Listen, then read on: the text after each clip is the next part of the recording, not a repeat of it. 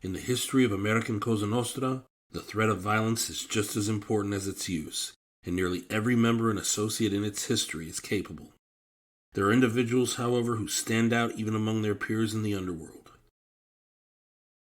These mobsters are the 30 most feared wise guys in American Cosa Nostra. Number 3. Gambino Soldier, Roy DeMeo.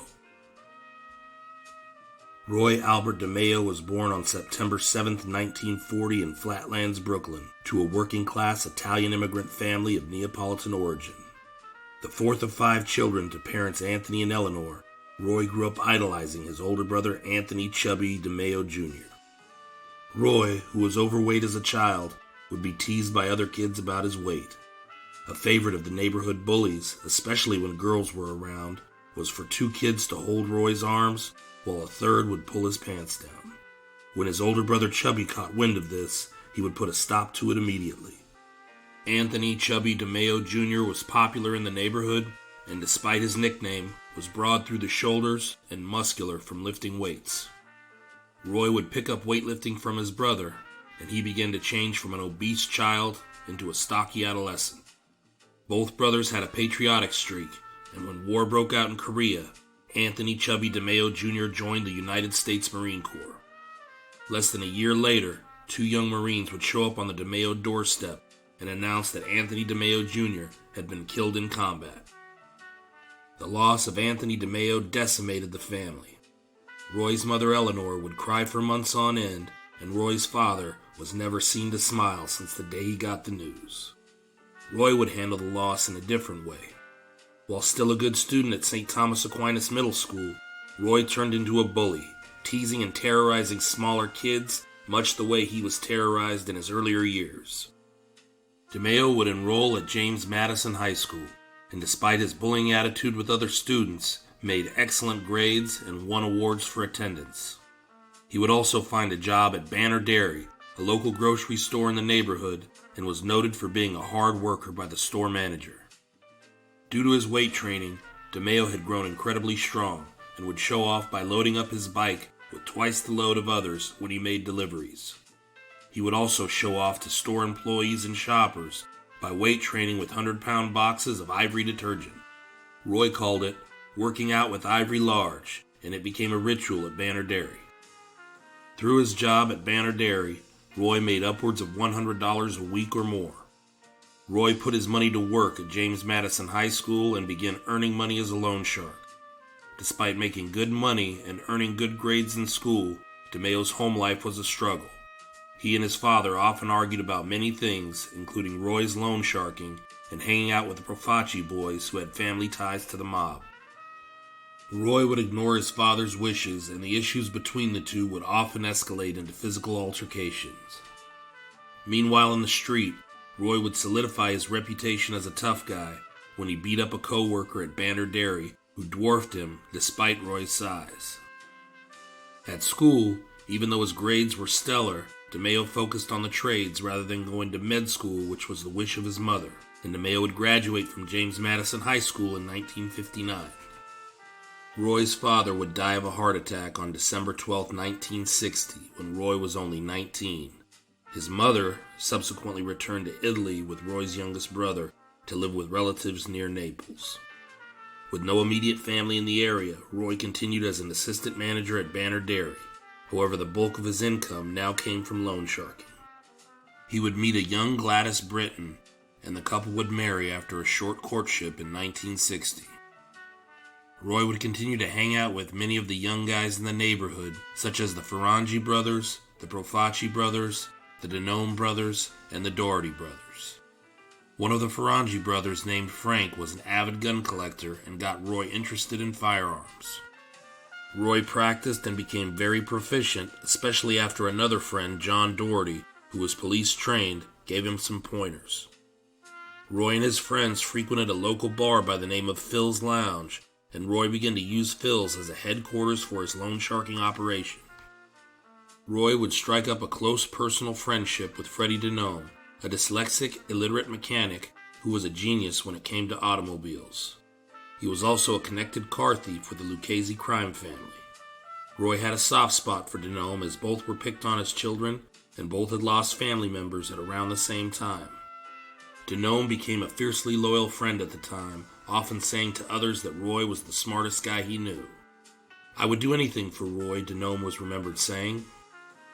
Through Freddie, Roy met a number of new loan shark customers, but more importantly, Roy also began to meet members of the Lucchese Mafia who ran the local junkyards. This became an important connection for Roy, who would soon be getting into the stolen car racket. At a certain point, Roy had so much money coming in from loan sharking he was able to quit his job at Banner Dairy and go into loan sharking full time. From age 22 on, Roy never worked another legitimate job in his life. Roy began stealing cars with Denome as well, not because he needed the money, but rather to learn the business. In time, Roy became a fence as well, buying and selling stolen property. It wasn't long after when Roy received an invitation to meet with powerful Gambino soldier, Nino Gaggi. It would be a meeting that would change both of their lives. This was because they each had what the other craved. Gaggi, as a member of the Gambino family, had the status and respect DeMeo longed for. DeMeo, on the other hand, was a huge earner, which impressed Gaggi. DeMeo would go on the record with Gaggi, and the two became involved in a number of money-lending ventures. Around this time, Roy would begin to build his crew. The first member of the DeMeo crew was a 16-year-old Chris Rosenberg, who met DeMeo in 1966 when he was dealing marijuana at a Canarsie gas station. DeMeo helped Rosenberg increase his business and profits by loaning him money so that he could deal in larger amounts. By 1972, Rosenberg had introduced his friends to DeMeo, and they began working for him as well. The additional members of the crew came to include Joseph and Patrick Testa, Anthony Center, Henry Borrielli, Joseph Dracula Guglielmo, Freddie Denome, his brother Richard, and later Vito Arena and Carlo Profeta.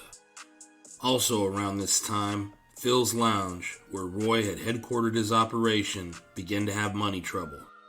It was owned by DeMeo friend Charles Doherty. Roy became a secret partner in the bar, and it was renamed the Gemini Lounge. Roy's financial fortunes continued to improve, and he was able to build a 2-story house in Massapequa Park, a well-to-do neighborhood where Roy was known as both a kind and helpful neighbor. Roy even chased out the local potheads from throwing parties in the forest nearby. DeMeo then joined a Brooklyn credit union that same year, gaining a position on the board of directors shortly afterward. He utilized his position to launder money earned through illegal ventures. He also introduced his colleagues at the credit union to a lucrative side business, which was laundering the money of drug dealers he had become acquainted with. DeMeo also built up his loan sharking business with funds from credit union reserves. DeMeo's collection of loan sharking customers, while still primarily those in the car industry, soon included other businesses such as a dentist office, an abortion clinic, restaurants, and a flea market. He was also listed as an employee for a Brooklyn company named S&C Sportswear Corporation, which showed he had an income when tax time rolled around. Meanwhile, Roy and Nino's name turned up on a police report for the very first time. First, someone at the Brooklyn Borough Credit Union made a complaint about what was going on there. Then an informant stated that the two individuals named Nino and Roy had muscled into a company that processed X-rated films. No last names were listed in the report. Paul Rothenberg, the owner of the company, was being extorted by Gaggi and DeMeo. Eventually, Rothenberg's company was raided, and law enforcement began questioning him about payments to Gaggi and DeMeo. Fearful that Rothenberg would cooperate, Gaggi ordered DeMeo to kill him.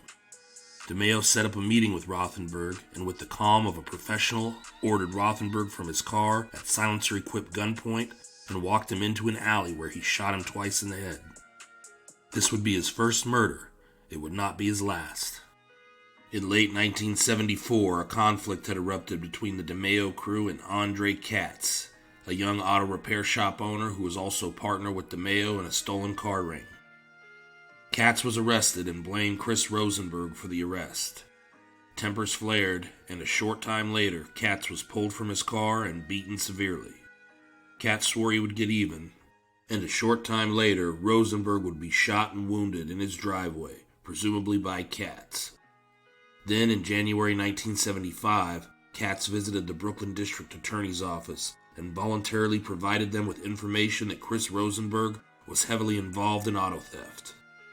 DeMeo learned about the meeting immediately after it happened from an auto crimes detective on his payroll. The decision was made by DeMeo to silence Katz. Henry Borelli, a DeMeo crew associate, contacted a female acquaintance named Babette Judith Questel about being used as bait. In May, Katz appeared before a Brooklyn grand jury and divulged what he knew about the DeMeo crew's illegal activities.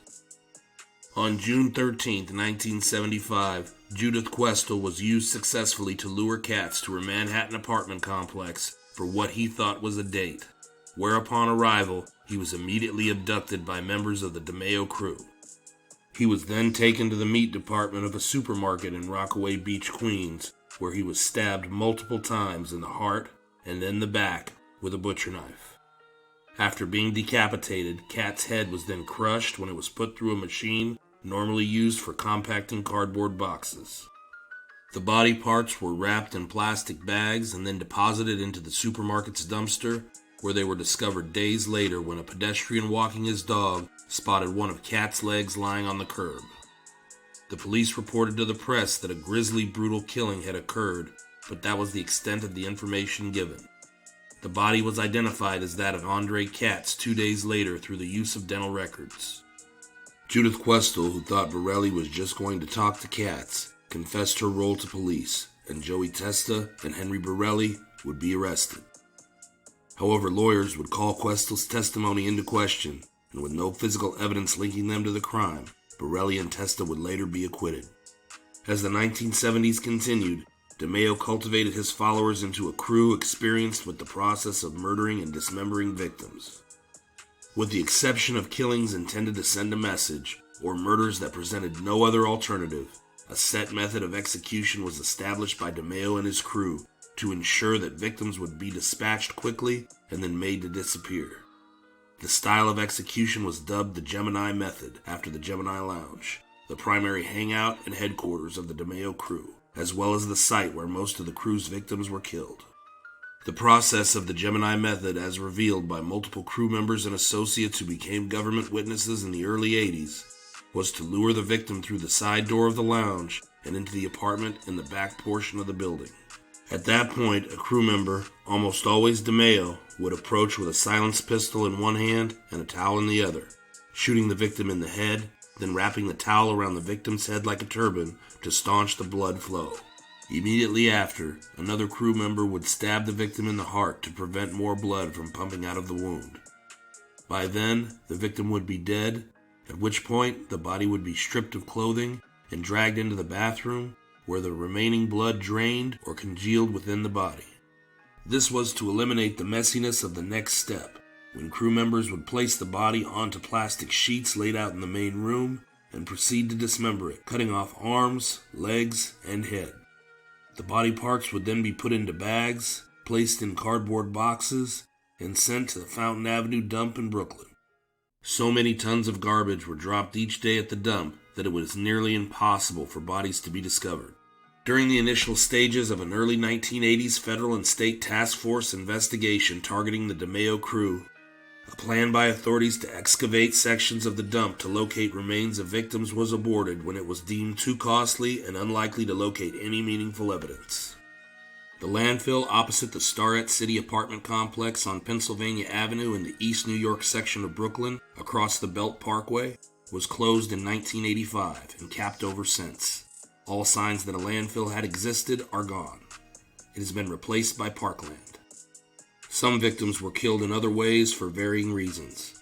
At times, suspected informants or those who committed an act of disrespect against a member of the crew or their superiors had their bodies left in the streets of New York to serve as a message and a warning. There were also occasions where it would not be possible to lure the intended victim into the Gemini Lounge, in which case other locations would have to be used. A cabin cruiser owned by Richard Denome was used on at least one occasion to dispose of remains. DeMeo's source of income, as well as his crew, continued to grow.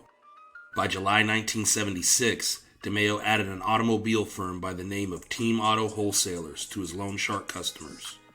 The owner of Team Auto, Matthew Rega, also purchased stolen vehicles from the crew and sold them off at a New Jersey car lot that he owned.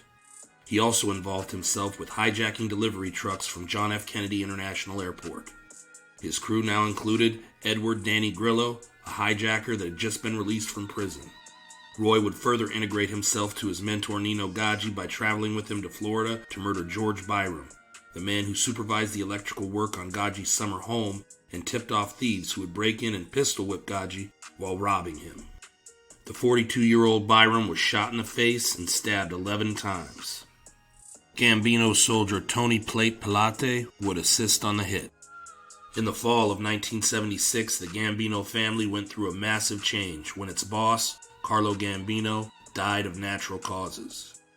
Paul Castellano was named the boss, with Anello Della Croce retaining the position of underboss.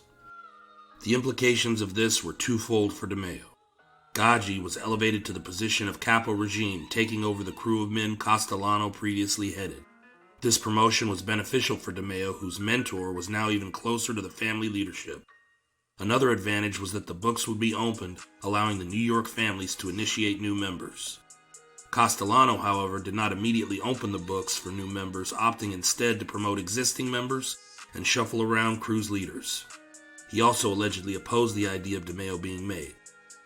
Castellano involved himself in white-collar crime and looked down on street-level members such as DeMeo. Additionally, Castellano felt DeMeo was uncontrollable. Gaggi's attempts at persuading Castellano to make DeMeo were continually rejected.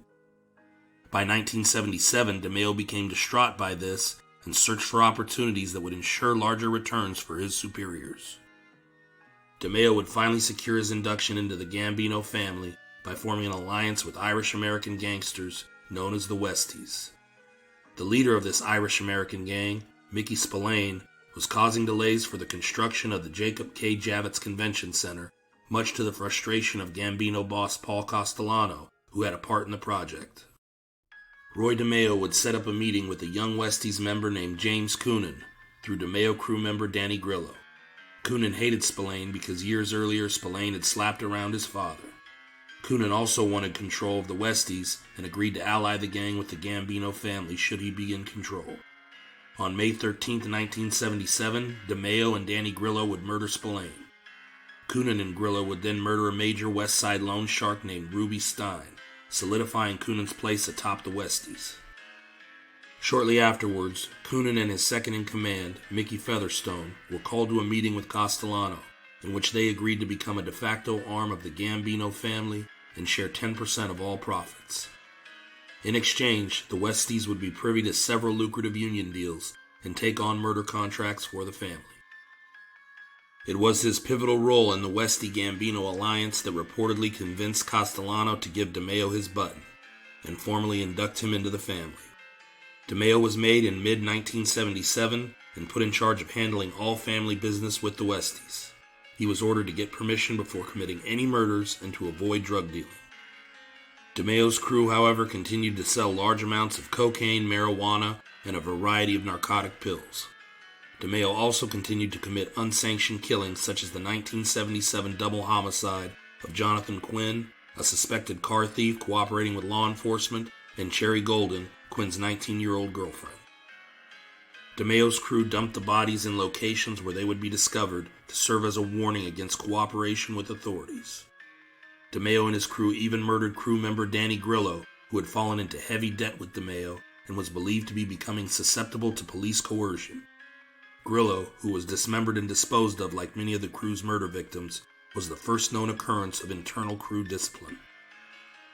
The next crew member to be killed was Rosenberg, who had set up a drug deal with a Cuban man living in Florida and then murdered him and his associates when they traveled to New York to complete the sale. The Cuban had connections with major Cuban drug dealers, raising the possibility of violence between the Gambino family and the Cubans unless Rosenberg was dealt with. DeMeo was ordered to kill Rosenberg, but stalled for weeks. During this period, DeMeo committed his most public murder. The victim was a college student with no criminal ties named Dominic Ragucci, who was paying for his tuition as a door-to-door salesman. DeMeo saw Ragucci parked outside his Massapequa Park, Long Island house and assumed he was a Cuban assassin. DeMeo and crew members Joseph Guglielmo and Freddie DeNome pursued Ragucci in a 7-mile car chase on Route 110 through Amityville and Farmingdale, after which the student was shot to death by DeMeo. After returning home and gathering his family, DeMeo drove them out of Long Island and left them at a hotel in upstate New York for 2 weeks. According to DeMeo's son Albert, he started crying when he discovered that he had murdered an innocent teenager and did not eat for several days afterward. The public execution of Ragucci also put a strain on DeMeo's relationship with his wife Gladys, who had previously been able to ignore her husband's criminal activities. Gaggi was infuriated by the murder of Ragucci and ordered DeMeo to kill Rosenberg before there were any more innocent victims. On May 11, 1979, Rosenberg reported to the Gemini Clubhouse for the crew's usual Friday night meeting. Shortly after his arrival, DeMeo quickly fired a single bullet into the unsuspecting Rosenberg's head. The usually ice-cold DeMeo hesitated while a still-living Rosenberg managed to rise off the floor to one knee, but Anthony Center moved in and finished him off with 4 shots to the head. Unlike Grillo, Rosenberg's body was not dismembered or made to disappear. The Cubans had demanded that the murder make the newspapers.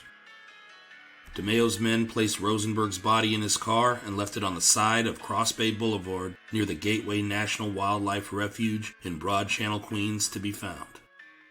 Albert DeMeo later recounted that Rosenberg's murder affected his father deeply, and that when DeMeo came home after the killing, he went into his study and didn't come out for 2 days. After Rosenberg's murder, DeMeo spent 6 weeks hiding out with Guglielmo in a safe house near 42nd Street in Times Square, growing a full beard and disguising himself with a baseball cap and sunglasses when out in public. As 1979 continued, DeMeo began to expand his business activities, in particular his auto theft operation, which soon became the largest in New York City's history. Dubbed the Empire Boulevard Operation by the Federal Bureau of Investigation, the operation consisted of hundreds of stolen cars being shipped from the port of Newark, New Jersey to Kuwait and Puerto Rico.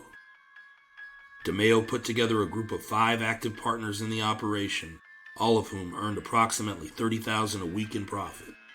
Aside from stolen automobiles, DeMeo was also shipping cigarettes and pornographic magazines to the Middle East. Aside from the active partners, other associates and crew members performed the actual stealing of the automobiles off the streets of New York. Among these associates was Vito Arena, a longtime car thief and armed robber who began working for DeMeo in 1978 after murdering his old partner. Like DeNome, Arena became closely involved with the DeMeo crew by the end of the 1970s.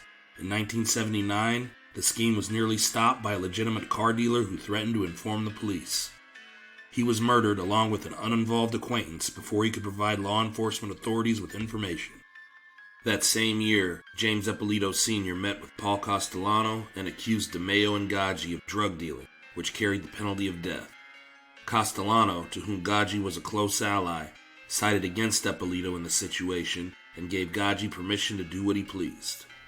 He and DeMeo shot Ippolito Sr. and his son, James Ippolito Jr., to death in Ippolito Jr.'s car en route to the Gemini Lounge on October 1, 1979. A witness driving by right as shots were fired within the parked car managed to alert a nearby police officer who arrested Gaggi after a shootout between the two that left Gaggi with a bullet wound in his neck. Since DeMeo had split up with Gaggi as they left the scene, he was not arrested or identified by the witness. Gaggi was charged with murder and the attempted murder of a police officer, but through jury tampering was convicted only of assault and given a 5 to 15-year sentence in federal prison. DeMeo murdered the witness shortly after Gaggi's sentencing in March of 1980. The Empire Boulevard operation continued to expand through 1979 until the warehouse serving as its headquarters was raided by agents from the Newark branch of the FBI in the summer of 1980. The FBI had been surveilling the warehouse for some time and eventually obtained a search warrant for the premises. Henry Borelli and Frederick DeNome were arrested in May 1981 for their roles in the operation, but there was not enough evidence to arrest any of the other active partners. DeMeo ordered Borelli and DeNome to plead guilty to the charges in hopes that it would stop any further investigation into his activities by the FBI or other law enforcement agencies. By 1982, the FBI was investigating the enormous number of missing and murdered persons who were linked to DeMeo or who had last been seen entering the Gemini Lounge. Meanwhile, Castellano is losing patience with DeMeo's reckless off-the-record murders and his drug dealing. Feeling like DeMeo was out of control and afraid he might decide to cooperate if arrested, Paul Castellano decides DeMeo has to go. Around this time, an FBI bug in the home of Gambino family soldier Angelo Ruggiero picked up a conversation between Ruggiero and Gene Gotti, a brother of John Gotti. In the conversation, it is discussed that Paul Castellano had put out a hit on DeMeo, but was having difficulty finding someone willing to do the job. Gene Gotti mentions that his brother John was wary of taking the contract, as DeMeo had an army of killers around him.